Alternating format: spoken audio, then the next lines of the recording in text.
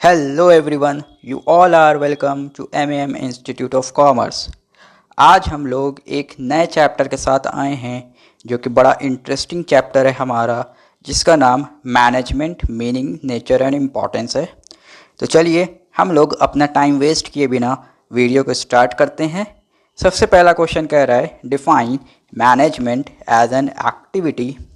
तो as an activity management क्या करती है? Management as an activity guides, directs, regulate and integrate human efforts. ठीक है, ये सब क्या करती है? गाइड्स भी करती है, डायरेक्शन भी देती है, रेगुलेट भी करती है और इंटीग्रेट भी करती है। किसको? ह्यूमन एफर्ट्स को towards the achievement of certain common goal. ठीक है, कोई एक कॉमन गोल को अचीव करने के लिए क्या कर रही है?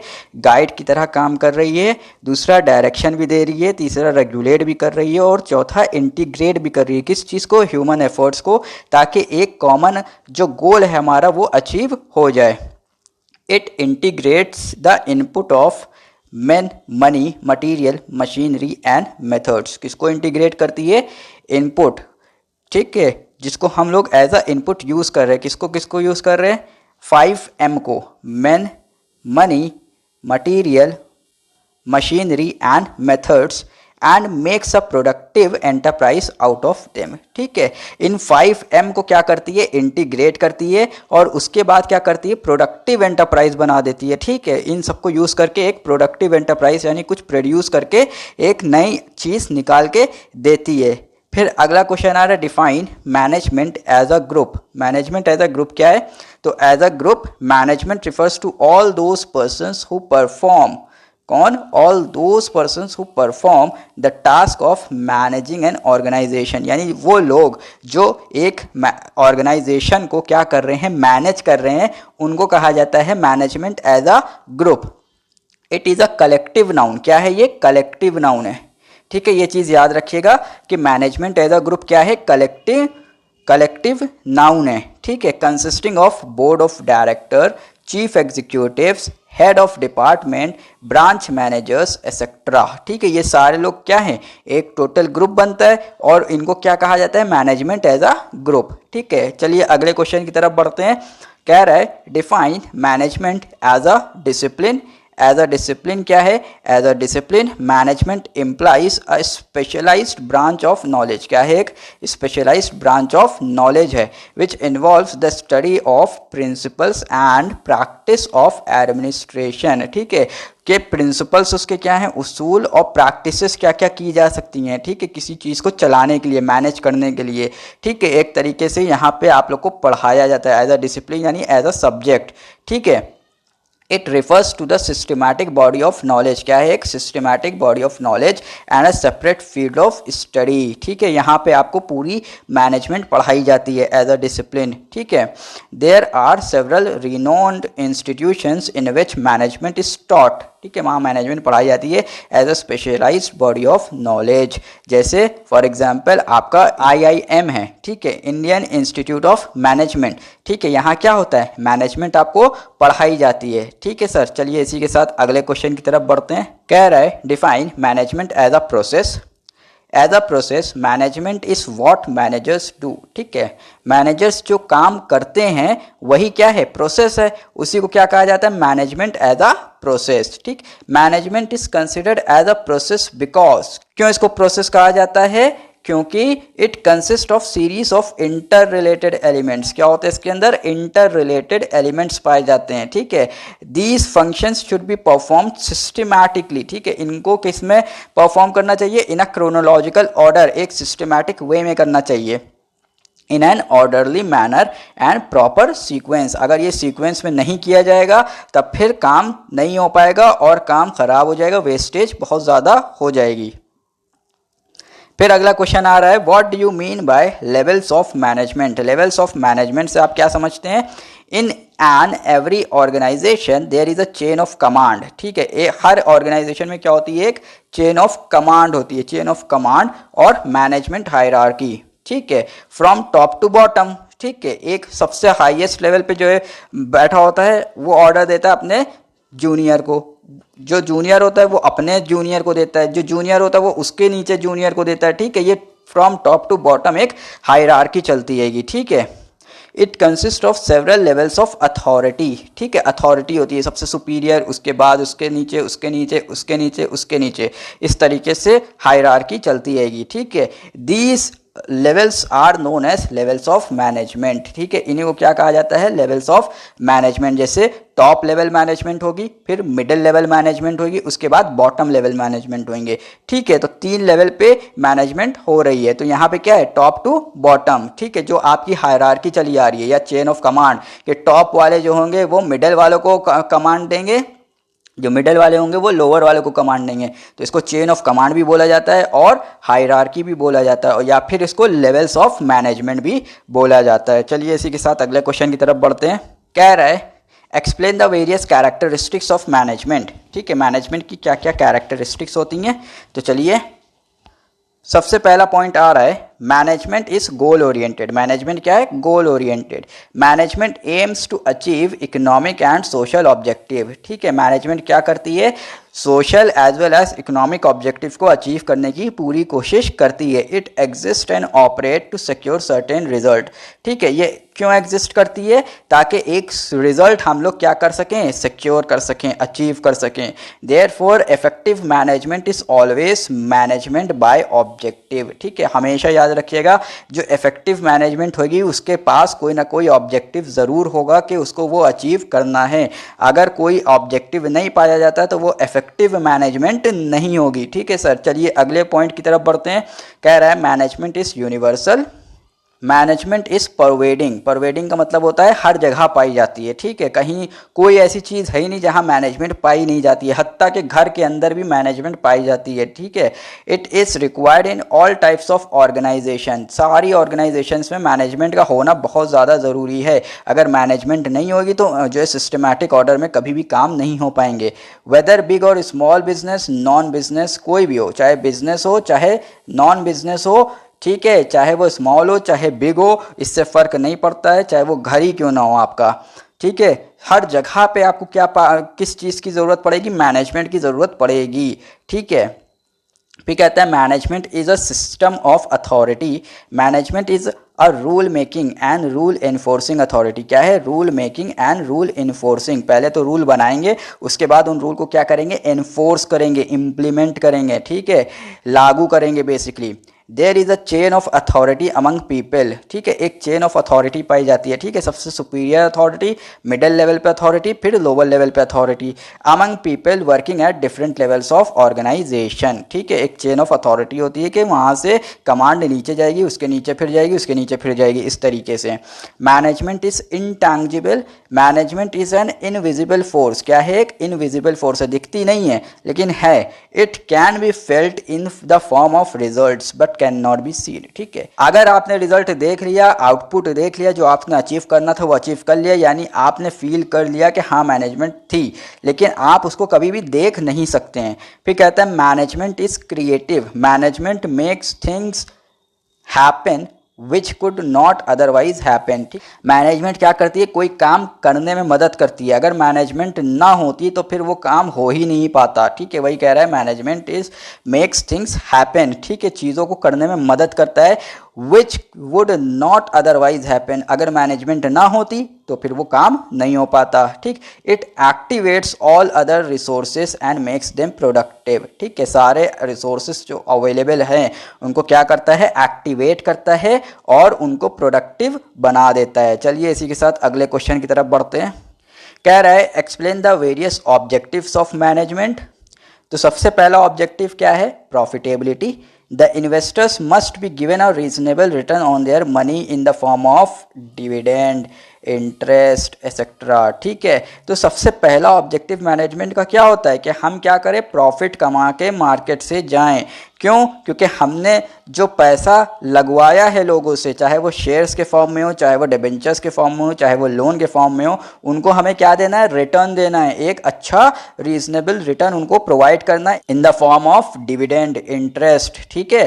Profits can be earned when managers makes best use of man, machinery, money, material and other resources, ठीक। प्रॉफिट कब अर्न कर सकते हैं मैनेजर्स, जब वो इसका बेहतरीन तरीके से यूज़ करेंगे। किसका, मैन का, मनी का, मटेरियल का, मशीनरी का एंड अदर रिसोर्सेज का। फिर दूसरा ऑब्जेक्टिव क्या है, prosperity and growth. Management should aim at continuously improving the performance of the organisation. ठीक है, क्या करना चाहिए मैनेजमेंट को, एक एम लेके चलना चाहिए कि हमें अपनी परफॉर्मेंस को क्या करना है, हमें हर बार इंक्रीज करना है। क्या करना है, इंक्रीज करना है या इम्प्रूव करना है। ठीक है, it should create an environment in which people can give their best to the organisation. एक ऐसा इन्वायरमेंट बनाए मैनेजमेंट ताकि लोग अपना क्या दे सकें, बेस्ट अपना दे सकें वहाँ पे। ठीक है, फिर कहता है चेंज एंड इनोवेशन।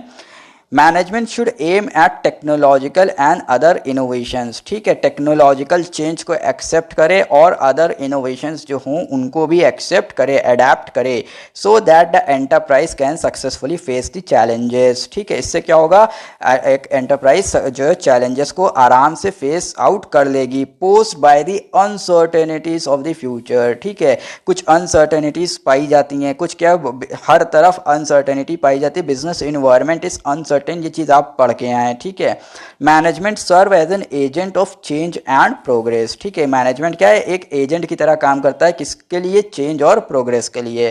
फिर कहता है development of people. Management should seek to develop human talent by encouraging initiative, skills and technical competence. ठीक है, क्या करना चाहिए उसको, इनकरेज करना चाहिए ह्यूमन डेवलपमेंट को। कैसे, इनिशिएटिव उनसे कहे कि इनिशिएट करो चीज़ों को, स्किल्स उनके अंदर डेवलप करी जाए, टेक्निकल कॉम्पिटेंसी उनके अंदर जो डेवलप करी जाए। It should provide to employees opportunities for training. ठीक है, क्या अपॉर्चुनिटीज़ देनी चाहिए, ट्रेनिंग की, and participation in the management. Management में पार्टिसिपेट करने के लिए भी उनको अपॉर्चुनिटी देनी चाहिए है। ठीक है, चलिए अगले पॉइंट की तरफ बढ़ते हैं। कह रहा है rightful decision making. Decision making is an essential part of management. क्या है, बहुत ही एसेंशियल पार्ट है किस मैनेजमेंट का, वो क्या है, decision making. And managers take decisions at every step of business. ठीक है, हर स्टेप ऑफ बिजनेस पे क्या होता है, मैनेजर्स क्या करते हैं, हमेशा डिसीजन लेते हैं। The quality of decision often determines the future of the enterprise. जैसा उनका डिसीजन होगा उसी तरीके से जो एंटरप्राइज है उसका फ्यूचर होगा। अगर उनका डिसीजन बहुत अच्छी क्वालिटी का था तो हमारी ऑर्गेनाइजेशन आगे आने वाले कल में फ्यूचर में बहुत ज़्यादा प्रोग्रेस करने वाली है। और अगर उनका जो डिसीजन था वो बहुत ही घटिया था तब फिर हमारी ऑर्गेनाइजेशन क्या हो जाएगी, डूब जाएगी। चलिए इसी के साथ अगले क्वेश्चन की तरफ बढ़ते हैं। कह रहा है explain the various importance of management. क्या इंपॉर्टेंस है मैनेजमेंट की, सबसे पहला कहता है achievement of a group objective. A human group consist of several persons each specialising in doing a part of total task. ठीक है, जो टोटल टास्क है उसके अंदर क्या होता है, उसको हम लोग डिवाइड कर देते हैं, डिवाइड एंड सब डिवाइड कर देते हैं। ठीक है, उसमें क्या होता है, हर एक बंदा कोई ना कोई टास्क को परफॉर्म कर रहा होता है। वही कह रहा है a human group consist of several persons. ठीक है, एक ह्यूमन ग्रुप है, उसके अंदर सेवरल पर्सन्स हैं जो हर एक बंदा किस में स्पेशलाइज्ड है, एक कोई पार्ट का काम करने में टोटल टास्क के। ठीक है, ईच पर्सन में be working efficiently. Her person क्या काम कर रहा है, एफिशिएंटली काम कर रहा है। But the group as a whole can not realise it. ठीक है, एज अ ग्रुप अगर हम देखें तो उस चीज़ में रियलाइजेशन नहीं हो पाता। Without mutual cooperation. ठीक है, अगर आपस में कोऑपरेशन नहीं होगा तो फिर हम लोग ऑब्जेक्टिव को अचीव नहीं कर पाएंगे। यानी सब लोग काम तो कर रहे हैं लेकिन अगर कोऑपरेट नहीं कर रहे हैं एक दूसरे को तब फिर ऑब्जेक्टिव को अचीव करना is not an easy task. And coordination among the individual efforts. ठीक है, कोऑपरेशन के साथ क्या होना चाहिए, कोऑर्डिनेशन होना चाहिए, यानी सारी एक्टिविटी आपस में तालमेल खानी चाहिए। ठीक है, फिर कहते हैं ऑप्टिमम यूटिलाइजेशन ऑफ रिसोर्स। एक और इंपॉर्टेंस है क्या, optimum utilisation of resources. Management brings together human and material resources in right proportion. ठीक है, मैनेजमेंट क्या करती है, ह्यूमन और मटेरियल रिसोर्सेज को एक जगह पे लेके आती है, वो भी किस में, राइट प्रोपोर्शन में। जितना प्रोपोर्शन चाहिए था, जितना हिस्सा चाहिए था उतने ही हिस्से में। Man money material and machinery में प्रूव इनएफेक्टिव विदाउट साउंड मैनेजमेंट। ठीक है, ये सारे रिसोर्स क्या हो जाएंगे, इनएफेक्टिव हो जाएंगे अगर हमारी मैनेजमेंट साउंड नहीं होगी। यानी अच्छी मैनेजमेंट अगर नहीं होगी तो फिर ये सब इनएफेक्टिव हो जाएंगे। लेकिन अगर हमारी मैनेजमेंट अच्छी होगी तो ये सारे रिसोर्सेज क्या होंगे, इफेक्टिव होंगे। फिर कहता है minimisation of cost. Management improves efficiency and reduces cost. ठीक है, मैनेजमेंट क्या करती है, एफिशिएंसी को बढ़ाती है और कॉस्ट को रिड्यूस करती है through better planning, sound organisation and effective control. Planning अच्छे करके, अच्छी ऑर्गेनाइजेशन बना के और इफेक्टिव कंट्रोल करके। By eliminating wastage and minimising cost, management enables an enterprise to face cut throat competition. ठीक है, अगर उसने क्या किया, एफिशिएंसी बढ़ा दी ऑर्गेनाइजेशन की और कॉस्ट को मिनिमाइज कर दिया, तो उससे क्या होगा, कट थ्रोट कॉम्पिटिशन जो चल रहा है वो हम लोग आराम से फेस आउट कर लेंगे। फिर अगला पॉइंट कहता है सर्वाइवल एंड ग्रोथ।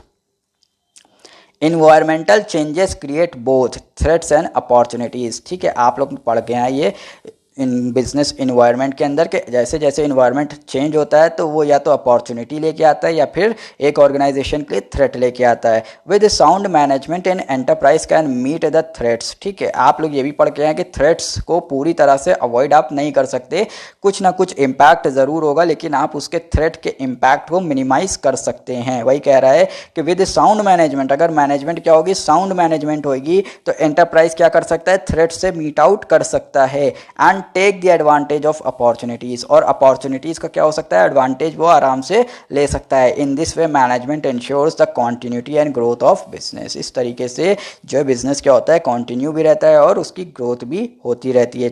चलिए अगले पॉइंट की तरफ बढ़ते हैं।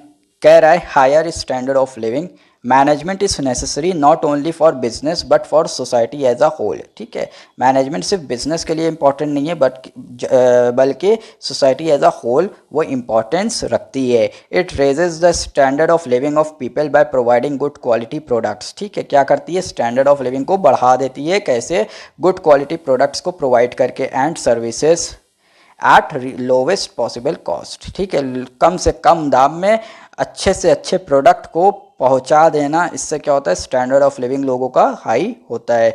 चलिए अगले क्वेश्चन की तरफ बढ़ते हैं। कह रहा है give the functions of top level management. ठीक है, टॉप लेवल पे जो मैनेजमेंट होती है वो क्या काम करते हैं, उनके क्या फंक्शंस हैं।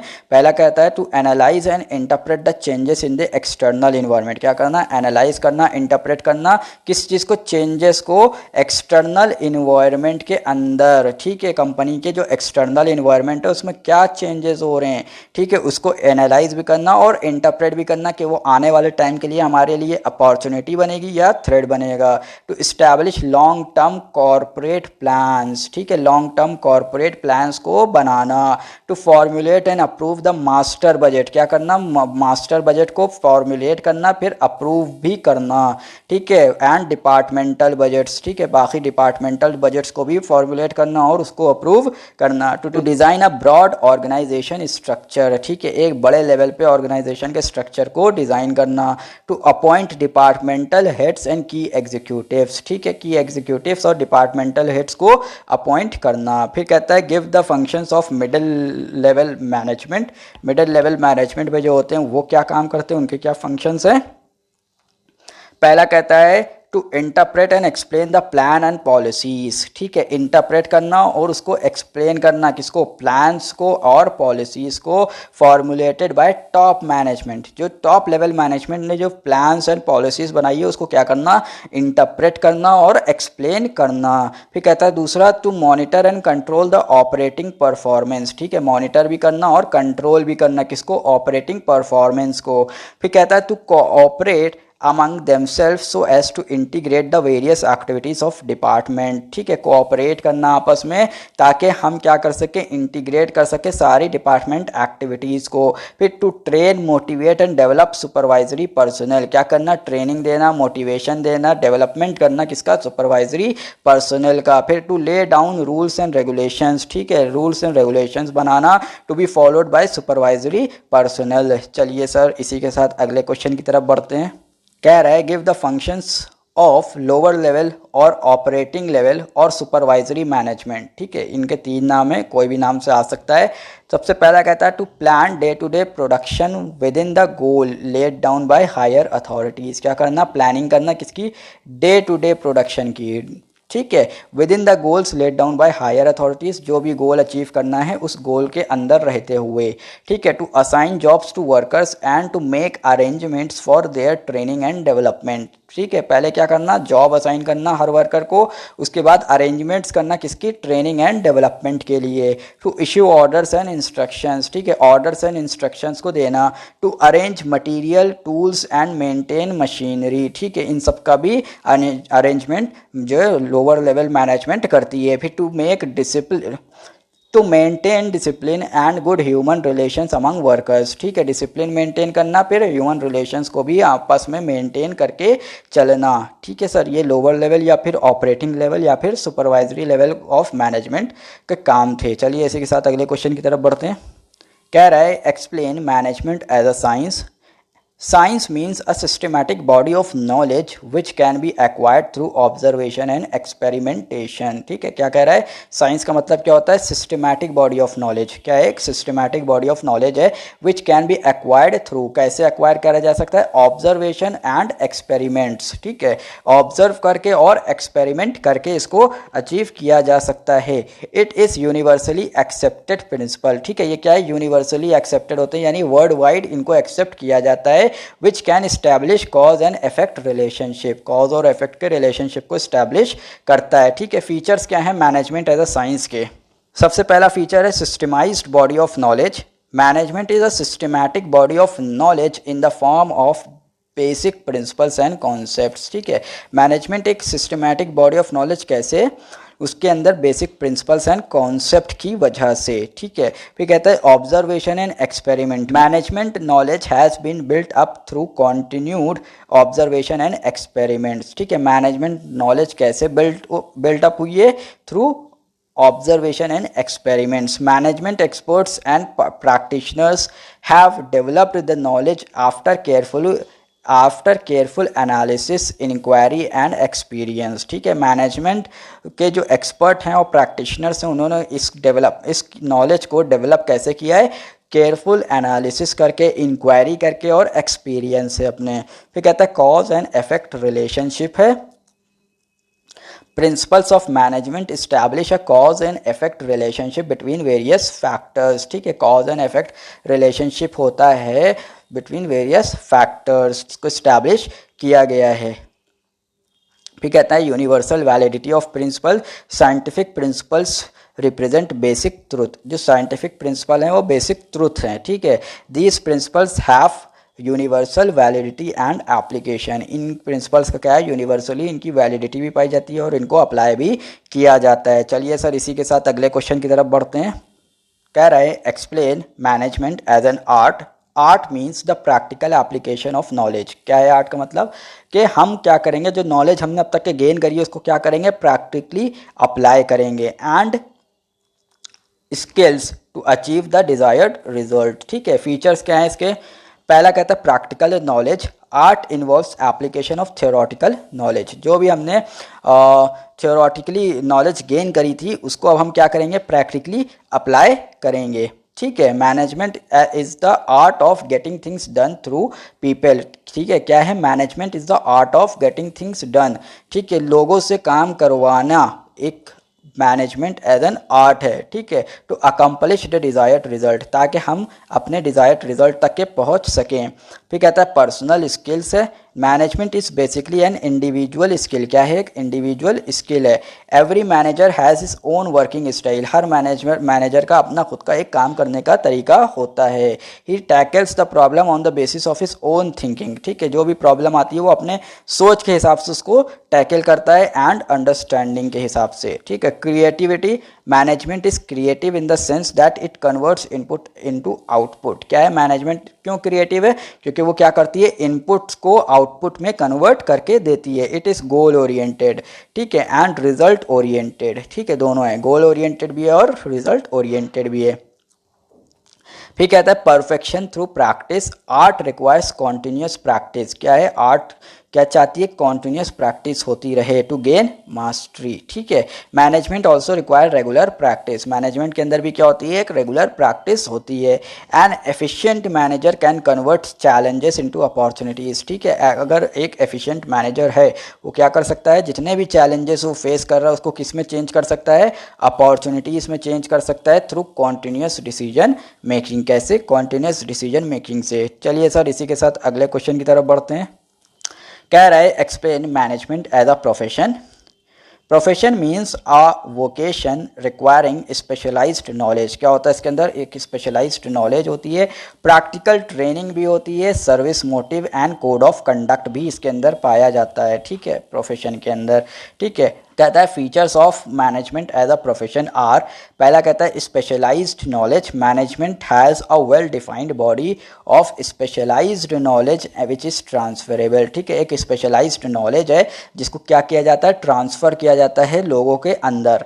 ठीक है, फिर कहता है formal education and training, there are specialised management institution, जैसे इंडियन इंस्टीट्यूट ऑफ मैनेजमेंट है, which provide education and training in management. ठीक है, वो क्या करता है, एजुकेशन और ट्रेनिंग प्रोवाइड करता है किसमें, मैनेजमेंट के अंदर। After completing education and training students get job as a managers. ठीक है, तो फिर उनको क्या मिल जाती है, जॉब्स मिल जाती हैं जब वो अपनी इस एजुकेशन और ट्रेनिंग को कंप्लीट कर लेते हैं। फिर कहता है service motive, like other professionals managers are expected to serve the society. ठीक है, जैसे मैं और लोगों से एक्सपेक्टेशंस रखी जाती हैं उसी तरीके से मैनेजर्स से भी एक्सपेक्टेशन रखी जाती है कि वो सोसाइटी को क्या करें, सर्व करें, rather than simply earning profit for the owner. ठीक है, सिर्फ प्रॉफिट ही नहीं कमाना है बल्कि उनको सोसाइटी को भी सर्विस प्रोवाइड करनी है। फिर कहता है स्टैट्यूटरी बॉडी होती है, every profession is regulated by a legally recognised body. ठीक है, एक लीगली रिकॉग्नाइज्ड बॉडी है, जैसे आपकी ICAI है, institute of chartered accountant of India.